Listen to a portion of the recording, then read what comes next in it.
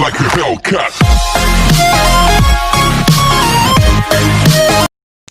Hello gamers, welcome back to my channel game guys. നമ്മളിന്ന് ചെയ്യാൻ പോകുന്ന വീഡിയോ മൈൻക്രാഫ്റ്റ് പോക്കറ്റ് എഡിഷനിൽ എങ്ങനെ നമുക്ക് ഡയമണ്ട്സ് കിട്ടുക എന്നുള്ളതാണ്.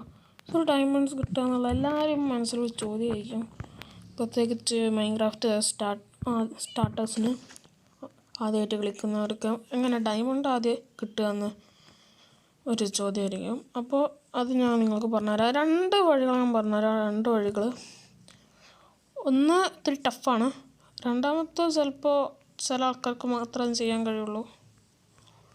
അത് ഓരോ വേർഷൻസ്, മൈൻക്രാഫ്റ്റിൻ്റെ ഓരോ വേർഷൻ്റെ അനുസരിച്ചായിരിക്കും.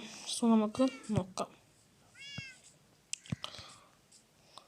സോ ഗൈസ്, അപ്പോൾ ആദ്യത്തെ വഴി എന്ന് പറഞ്ഞാൽ ഇത് ഞാൻ ആദ്യം ക്രിയേറ്റീവിലാണ് കളിക്കാൻ പോകുന്നത്. നമ്മൾ ക്രിയേറ്റീവിൽ ഈ എന്താ പറയുക, ഇങ്ങനെ കുഴിച്ചിങ്ങനെ പോയാൽ ചിലപ്പോൾ ഈ ക്രിയേറ്റീവിലാണ്. നിങ്ങൾക്ക് ജസ്റ്റ് എക്സാമ്പിൾ കാണിച്ചു തരാം കേട്ടോ. ഞാൻ ക്രിയേറ്റീവ് കാണിച്ചു.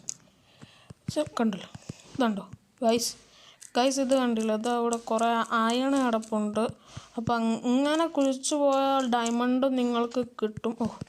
എന്തൊരു പണി പറ്റി. അതിനിടയ്ക്ക് നിങ്ങൾ ഇങ്ങനത്തെ ഒരു ടെൻസിലൊക്കെ പെട്ട് കിടക്കുകയാണെങ്കിൽ വേറൊരു എക്സാമ്പിൾ ഞാൻ പറഞ്ഞുതരാം.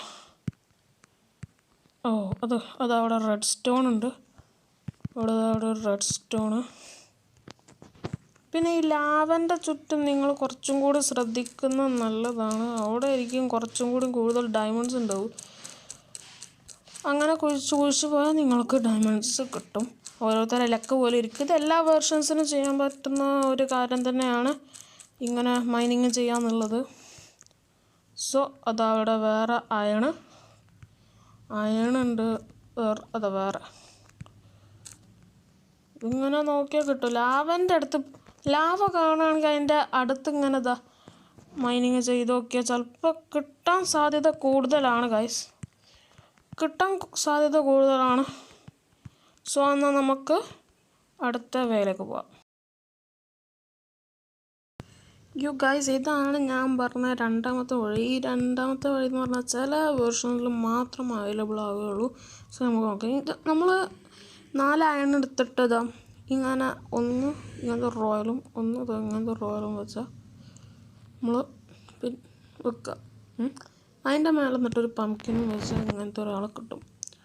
അത് കഴിഞ്ഞിട്ട് നമ്മൾ അടിക്കുക.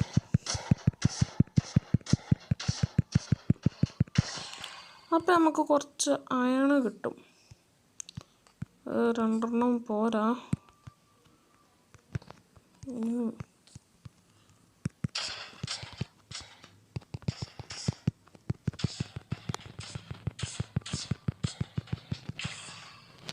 അപ്പം നമുക്ക് കിട്ടി. ഇനി ഞാൻ ചെയ്യുന്ന പോലെ ചെയ്യാം. നമ്മൾ എന്നിട്ട് കുറച്ച് ഡയമണ്ട് നിങ്ങൾക്ക് വേണ്ടതൊക്കെ വെക്കുക, നിങ്ങൾക്ക് ആവശ്യമുള്ളതൊക്കെ വെക്കുക. അല്ലെങ്കിൽ വേണ്ട ഗോൾഡ് ഒത്തിരി സീനാണ്, ഗോൾഡിന് പകരം എമറോൾഡ് വെക്കാം. അത് കുറച്ച് എമറോൾഡ് ഇങ്ങനെ വെച്ചിട്ടുണ്ട്. അതിൻ്റെ മേലെ കുറച്ച് ഡയമണ്ടും വെച്ചോളാം. അതിൻ്റെ മുമ്പിൽ കുറച്ച് അയണം. അപ്പം ഇനിയാണ് നമ്മൾ യഥാർത്ഥത് ഇത് എന്നിട്ട് കിറ്റടിക്കുക.